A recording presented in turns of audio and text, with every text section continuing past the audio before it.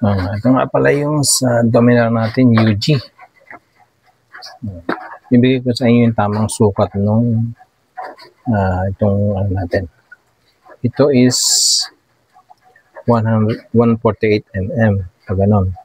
Tapos yung pataas 107 mm. Tapos itong lapad naman, lapad niya is 85 mm.